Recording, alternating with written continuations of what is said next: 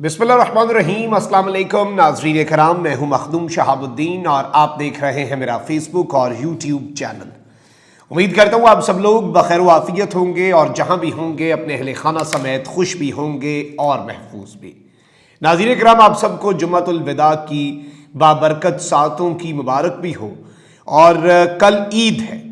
हुकूमत ने ईद से एक दिन कबल एक बहुत बड़ा बम है उसे लात मार दी है और एक बारूदी जो सुरंग होती है उस पर पांव रख दिया है, क्योंकि सुप्रीम कोर्ट के जजेस के इख्तलाफात के मामले पर हुकूमत ने पेट्रोल छिड़क दिया है।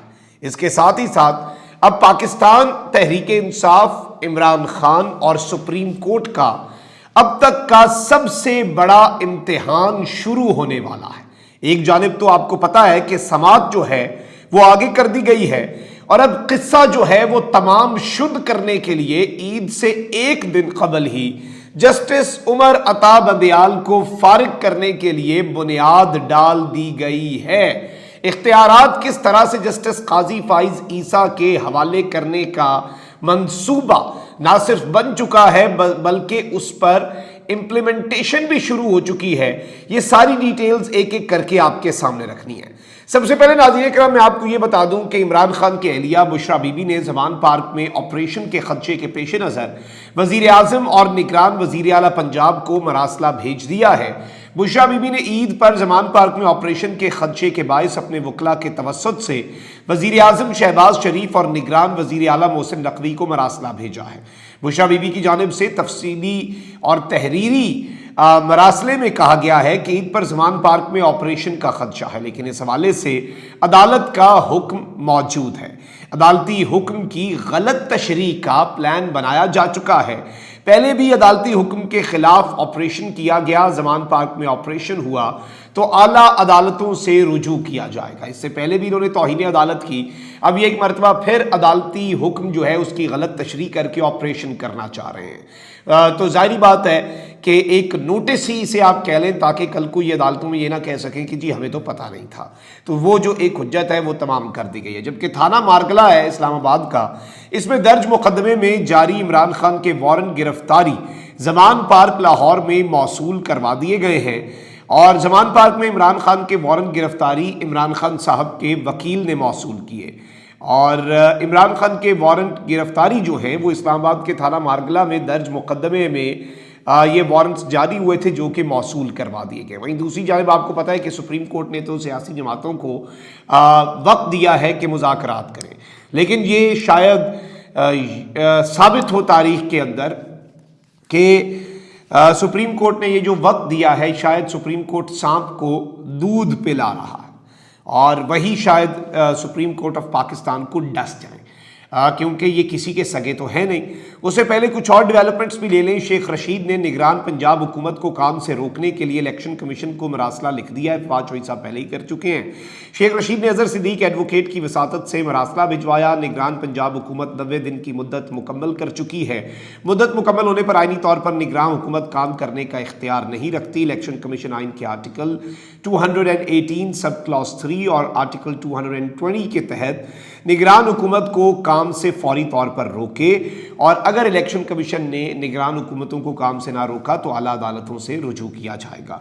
यानी ये भी एक जो रिक्वायरमेंट है वो बेसिकली पूरी की है ताकि कल को अगर अदालतों से रुजू करना पड़ता है। अच्छा, टिकटों का मामला आपको मैंने कल अपने पिछले वीलॉग में बताया भी कि फवाद चौधरी साहब जो हैं वो भी थोड़े से नाला नज़र आ रहे थे और जाहिर बात है he was feeling down, but obviously ये बगावत तो होती नहीं है। अब यहाँ पर एक चीज़ बड़ी इंटरेस्टिंग है कि PTI ने उकाड़ा से पंजाब असम्बली की नशिस्त PP 186 का टिकट मजदूर रहनुमा मेयर अब्दुल सत्तार को जारी किया। ये एक बड़ा खुशाइंद है। मजदूर रहनुमा मेयर अब्दुल सत्तार तवील अरसे से मुजाहिरीन के मालिकाना हुकूक की तहरीक की क़यादत कर रहे हैं। मेयर अब्दुल सत्तार अपने जिद्दोजहद में 4.5 साल जेल में भी गुजार चुके हैं। तो अगर इस तरह की ज़्यादा टिकट्स होती तो हमें ज़्यादा खुशी होती। जबकि इमरान खान साहब ने कहा है कि बड़ी मुश्किल से उम्मीदवारों को टिकटें दी हैं, लिहाजा रह जाने वाले उम्मीदवारों की अपीलें हम बहुत जल्द सुनेंगे। कारकुनान से खिताब में इमरान खान ने कहा कि जिन्हें टिकट नहीं मिला वो अपील कर सकते हैं। अफसोस है कि मैं सब उम्मीदवारों के इंटरव्यूज़ भी नहीं कर सका।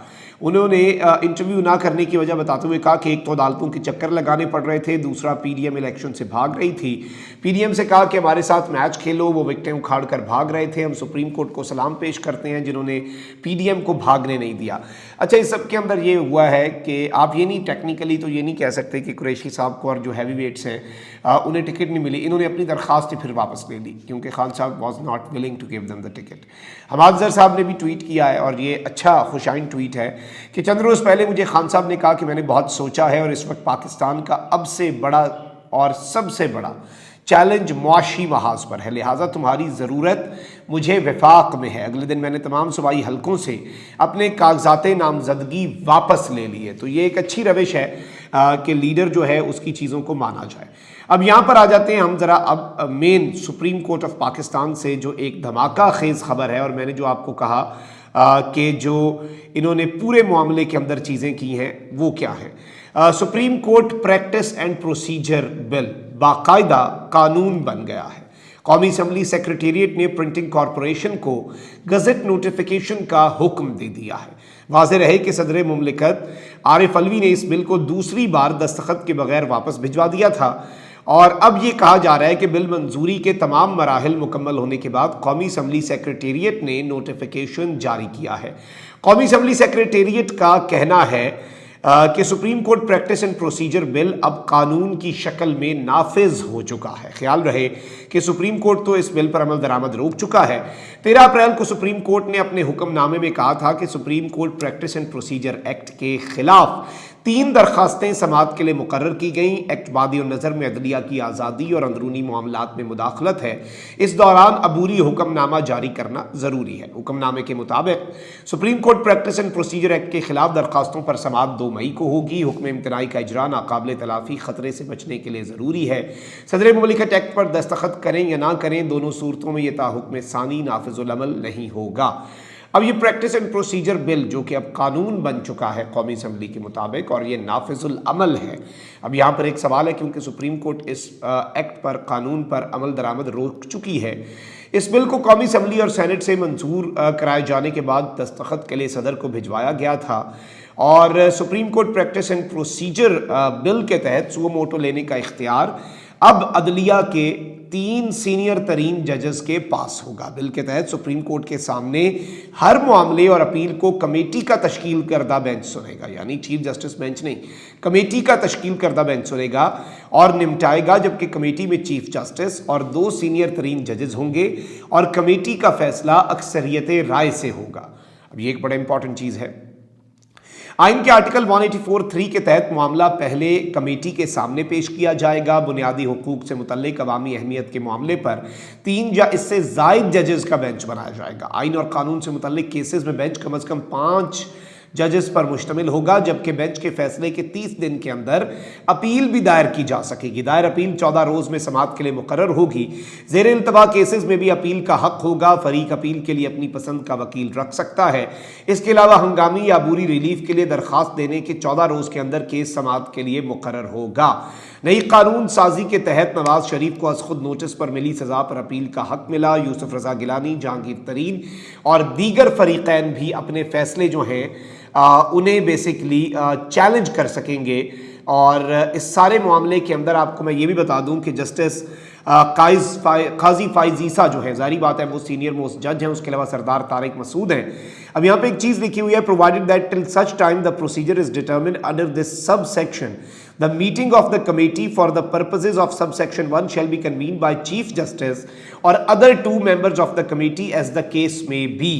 The decision of the committee shall be by majority, यानी चीफ जस्टिस के इख्तियारात को रेगुलेट करने से मुतल्लिक वो अहम नुकता जिसकी बुनियाद पर जस्टिस काजी फाइज ईसा और जस्टिस तारिक चीफ जस्टिस के बगैर खुद से कार्रवाई भी कर सकते हैं। कानून के मुताबिक 3 रुकनी कमेटी का इजलास चीफ जस्टिस या फिर कमेटी में शामिल 2 जजेस बुला सकते हैं और कमेटी का फैसला भी मेजॉरिटी के फैसले से होगा।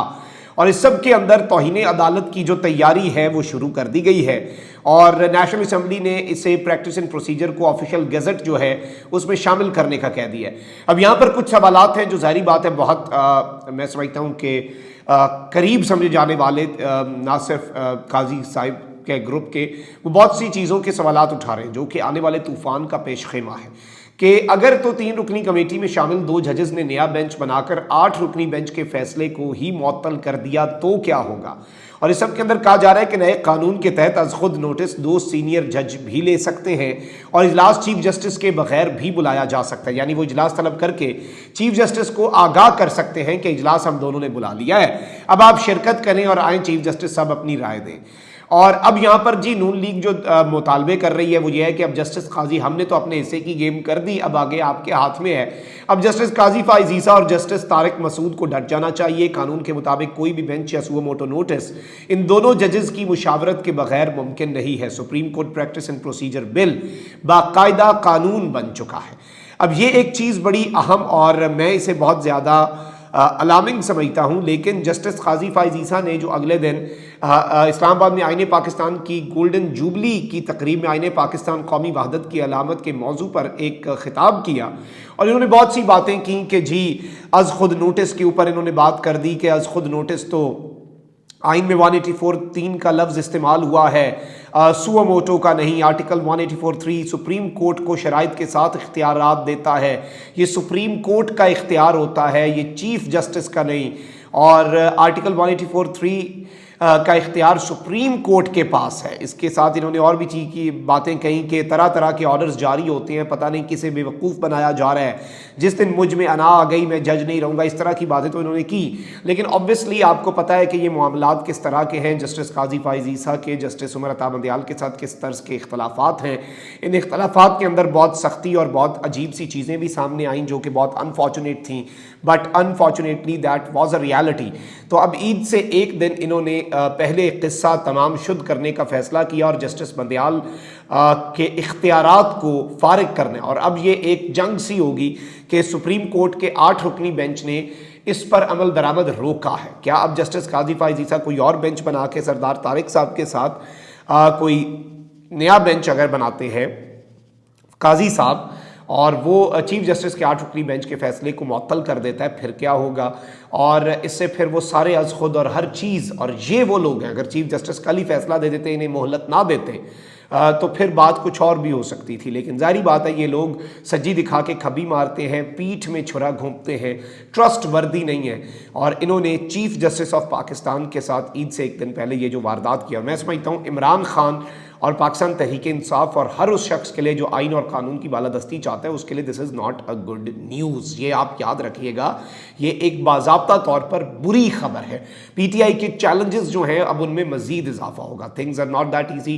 چیف جسٹس ڈٹ گیا تھا، آپ کو پتہ ہے نا، وزارت دفاع کی درخواست پر بھی، ملاقات پر بھی، ہر چیز پر بھی آپ کے ملک کا چیف جسٹس ڈٹ گیا، اور آپ کے ملک کے چیف جسٹس نے کہا کہ اسٹیبلشمنٹ نہیں بلکہ جو کانسٹیٹیوشن ہے دیٹ از سپریم۔ تو اب ظاہری بات ہے، لیٹ سی معذرت، پورا ملک جو ہے وہ اپنے چیف جسٹس کے ساتھ تو ہے، لیکن ایک ٹولہ چیف جسٹس کے خلاف ہے، اور یہ ٹولہ بدماشوں کا ٹولہ ہے، یہ ٹولہ کچھ بھی کر سکتا ہے کیونکہ یہ مافیا ہے۔ اپنا بہت خیال رکھیں، اللہ نگہبان، پاکستان زندہ باد۔